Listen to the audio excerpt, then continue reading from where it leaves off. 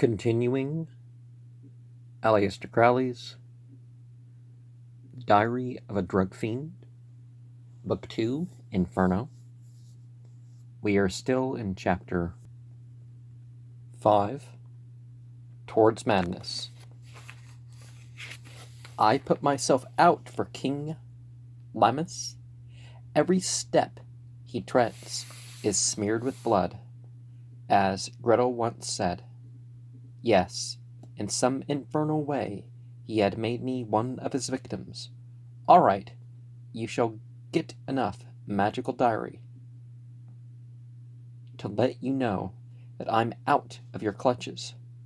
I'll put down just those things which will tell you how I hate you, how I have outwitted you, and you shall read them when my dead soul has got a dead body to match it. September 14th. I expected Peter would be in, impatient to know if I'd wangled Mr. Call. Instead, he turned up after 12, full of champagne and snow. My aunt, what a lucky day. He was boiling with passion, grabbed me like a hawk. Well, old girl, he shouted, what luck with McCall? I produced my package. Hurrah! All our troubles are over. We opened our last 3 half bottles of fizz to celebrate the occasion, and he gave me some Coke, and I thought I didn't like it. It's the finest snuff there is.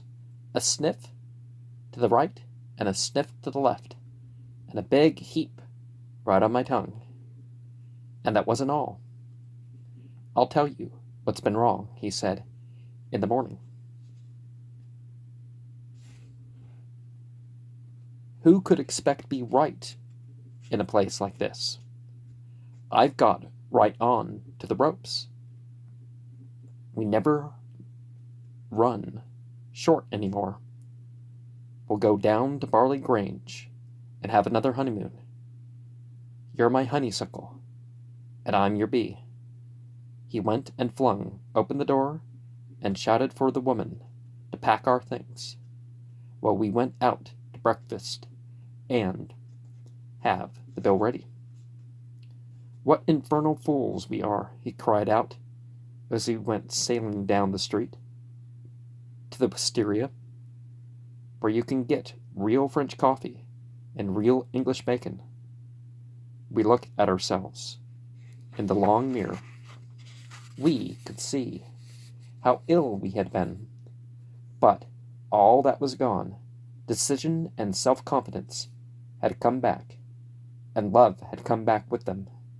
I could feel love mingling its turbulent torrent with my blood, like the junction of the Rhone and the Arve in Geneva.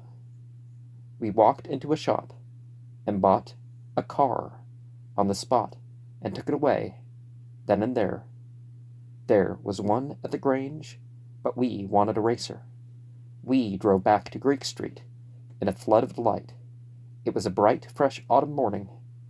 Everything had recovered its tone. Winter could never come. There was no night except as a background for the moon and the stars, and to furnish the scenery of our heavenly hell. September 17th. The Grange is certainly the finest house in the world. There is only one drawback. We didn't want callers. County society is all right in its way, but tigers don't hunt in packs, especially on the honeymoon. So we had to send the world around. The precarious state of my health made it impossible for us to receive. Rather, an obvious lie. Motoring the way we were, the plane had come back from Deal, but we didn't do any flying. Cocky gave various reasons, but they were unconvincing. We roared with laughter at their absurdity. The truth was that he was nervous. It didn't make us ashamed. After all what he had done, he could rest on his oars. It was only temporary, of course. We'd make ourselves rottenly ill in that gaga place in Greek Street. We couldn't expect to go back to the top of our form in a week. Besides, we didn't want that kind of excitement. We had enough in other ways. We found we could see things. That Basil was always talking about the danger of magic, and precaution, and scientific methods, and all that bunk. We were seeing more spirits and demons every day than he ever saw in 10 years. They are nothing to be afraid of. I should like to see the old boy myself. September 18th. We found a book in the library one rainy afternoon. It told us how to make the devil appear. Cocky's grandfather was great on that stuff. There's a room in the North Tower where he did his stunts. We went up after dinner. Everything had been left, more or less, the way it was. Uncle Mortimer never troubled to alter anything. There was a legend about this room, too. For one thing, grandfather was a friend of Bulwer Lytton's. We found a first edition of A Strange Story with an inscription. Lytton had taken him for the model of Sir Philip Dervell, the white magician who gets murdered. Lytton said so in this copy.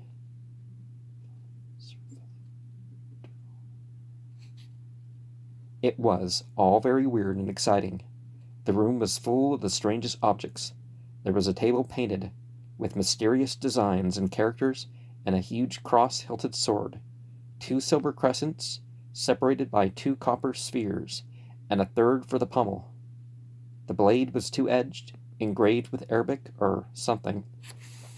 Cocky began to swing it about. We thought flashes of light came from the point, and there was a buzzing, crackling sound. "Take this," said Cocky. "There's something devilish rum about it." I took it out of his hand. Of course, it was only my fancy, but it seemed to weigh nothing at all, and it gave a most curious thrill in one's hand and arm. Then there was a golden cup with rubies round the brim, and always more inscriptions, and there was a little wand of ebony with a twisted flame at the top, 3 tongues, gold, silver, and some metal we'd never seen before. And there were rows and rows of old books, mostly Latin, Greek, and Hebrew. There was a big alabaster statue of Ganesha, the elephant entity.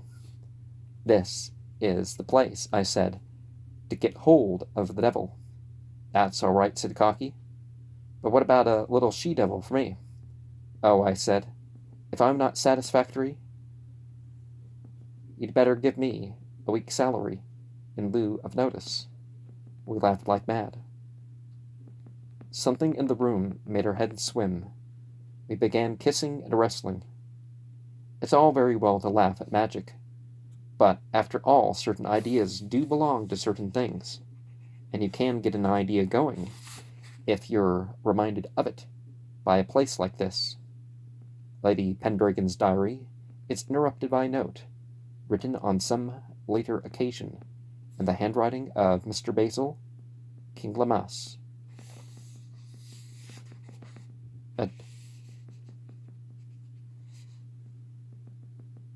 Editor? Okay, that's... Lou means all right, bless her.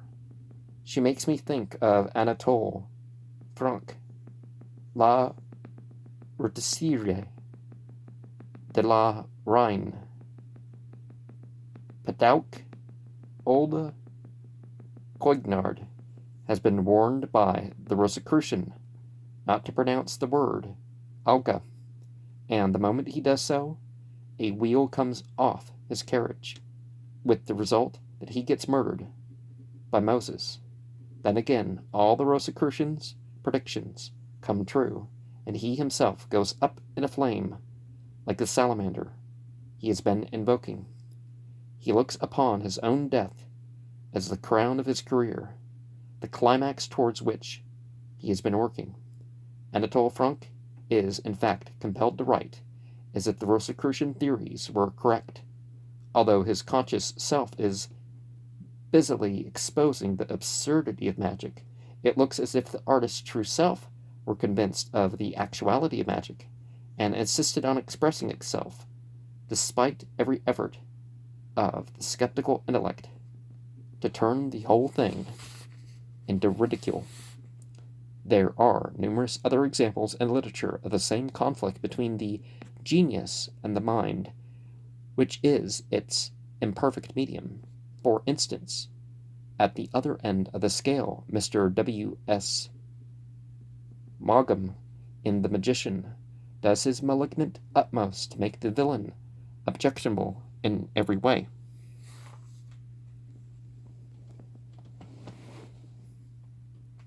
An object of contempt and a failure. Yet, in the very moment when his enemies succeed in murdering him and destroying his life's work, they are obliged to admit that he has accomplished the great work of creating living beings. Every man and every woman is a star. B.K.L. Basil King Lemmas. And so, as a note here, we can say that Agla, Ata, Gabor, Laulam,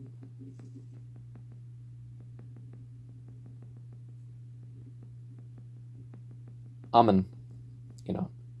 You are. Power forever. Amen. And there's a little bit more you can do with that. I like yay in that place, but well, because typically they have that as the north one, the earth one, but yeah, I don't like that room. I said nothing about it to Peter, but the old man was there walking about as large as life. You have to be specially prepared to see these things. Cocky was never spiritually minded. September 18th. An alarm of burglars last night. We roused the house, but no traces could be found. The servants here are frightfully stupid. They irritate me all the time. One can't sleep in this house. It's too old. The wood cracks all the time. Just as one is on the verge of sleep, some noise makes one more wide awake than ever. I can't bear the idea of being touched. My skin is very sensitive. It's part of the spiritualizing of my life, I suppose. I'm glad, though, that the new honeymoon didn't last more than 3 or 4 days. It is irritating to one's vanity, but that is merely a memory. How can vanity coexist with the spiritual life? I saw the spirit of heroin today when I went up to the magic room. It is tremendously tall and thin, with tattered rags fluttering round it, and these turn into little birds that fly off it, that come and burrow in one's skin. I just feel the prick of the beak, and then it disappears. Then, we're messengers from the other world. There is a little nest of them in my liver. It is very curious to hear them chirping when they want food. I don't know what they'll do so far away from their mother. It is horrible not being able to sleep. That, too, must be a preparation for the new life. I wandered up, all alone, into the magic room, and sat with my hands on the table, opposed to the old man, trying to get him to talk. His lips move, but I can't hear what he says. I was disturbed, of course. I always am being disturbed. I am so tired. Why won't they let me alone? This time, it was a shot. The magic room has windows all around it. I went to see who could have fired.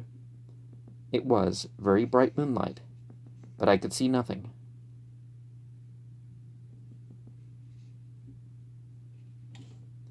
Then there came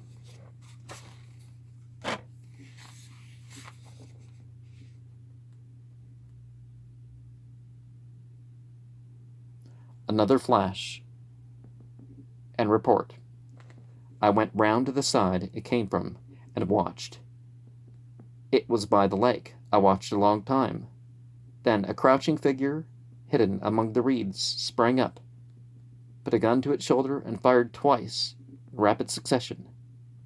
Then it screamed and ran to the house, throwing away its gun. I wonder what it could be.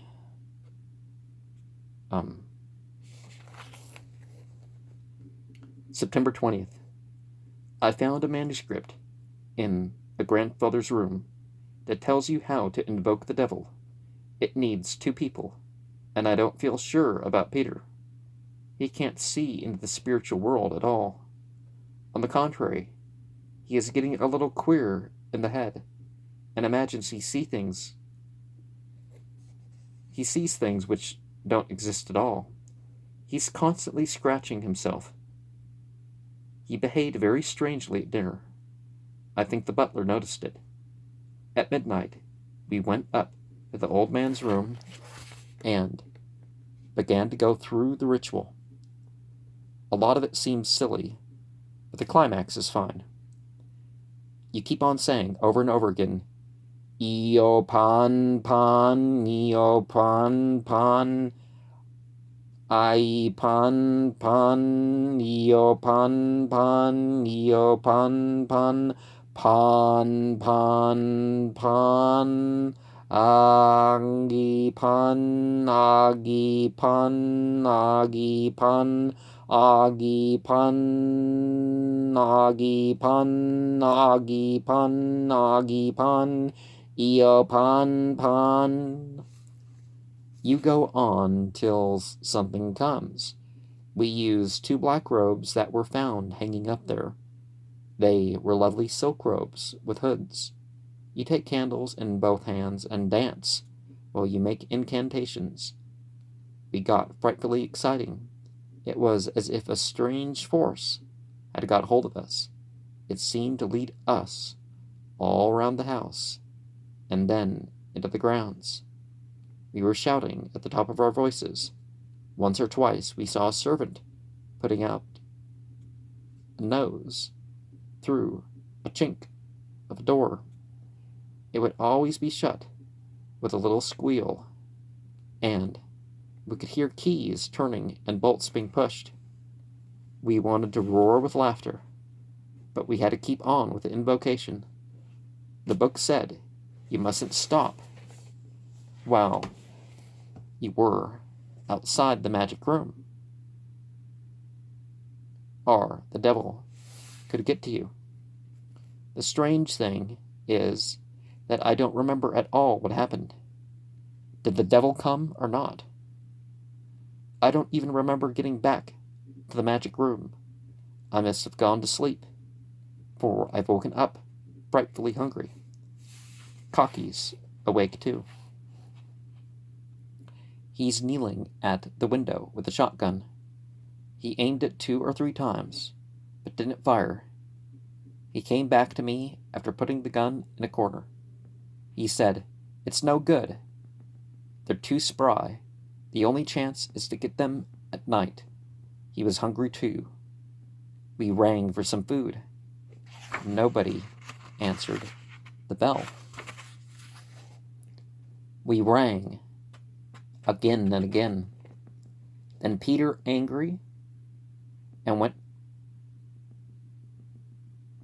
angry and went to see what was wrong. There isn't a soul in the place. It's perfectly incomprehensible. What could have happened to them all? Peter says it's the Germans, part of a plot to persecute him for what he did in the war. But I don't think so at all. It says in a book that you have to get rid of everyone if you're going to start the spiritual life. Well, not necessarily, but depends on who the others are, right? you know, detach yourself relationship-wise. I mean, um, I expect my spiritual guide to put it into their minds to go, but I'm very doubtful about Cocky. He's not ready for any high development. Men are always revoltingly gross. Think how they are even about love. I must say this for Cocky. He's all right about that. The very flower of purity, a perfect night. Yet, we went through a period with a very evil character. No doubt, we had to be purged of all our baser elements. There is a great sympathy between us at times, and it is not soiled by any animality. The only thing is, I'm not sure whether it hasn't been too great a strain for his mind. The process of purification. He certainly has some very queer ideas. Queer as in strange. Sometimes I catch him looking at me with some deep suspicion in his eyes. His mind is harping on the Germans. He broke out just now into a denunciation of Greta Webster as a German spy, and rambled on from that to say something that I couldn't properly understand. But the gist of it was, apparently, that as Gretel had introduced us, more or less, I was being used to do him some harm. Of course, ideas like this come to one when one's hungry, and all this sprang up owing to the mysterious disappearance of the servants. There was nothing for it but for Peter to go to the inn and have food sent in. But I had the devil's own job to get him to do it. His character lacks decision. I made him take 2 or 3 sniffs of snow. That put him right, and now he's gone off to the inn. I'm very glad to be alone. I always felt those servants were spying. The house is delightfully quiet. As I write, there are 2 beautiful people looking over my shoulder.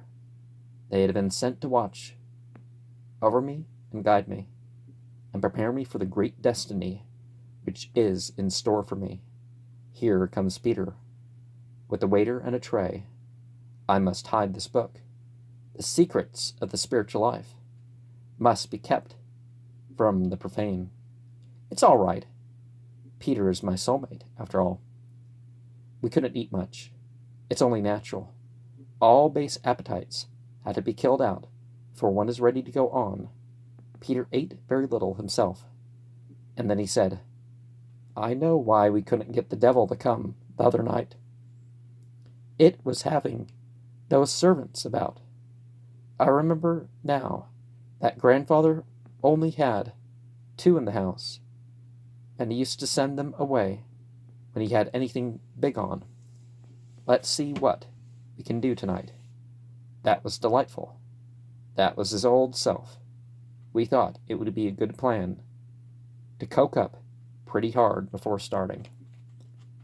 So it's like some sort of self-mortification sort of thing. But what center is cocaine? I mean, what kind of consciousness are you trying to reach? So there's this point. I don't know.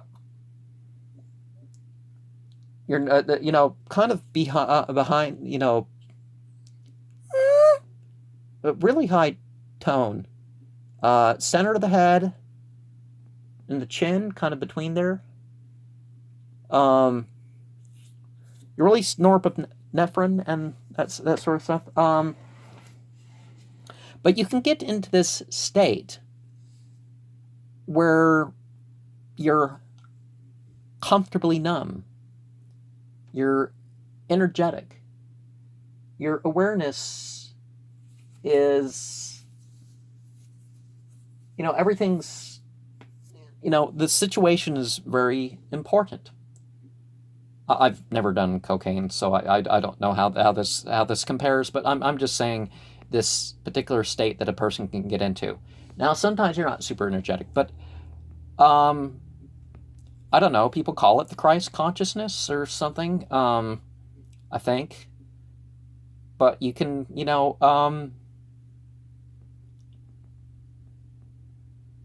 yeah, your awareness. It's like it's externalized.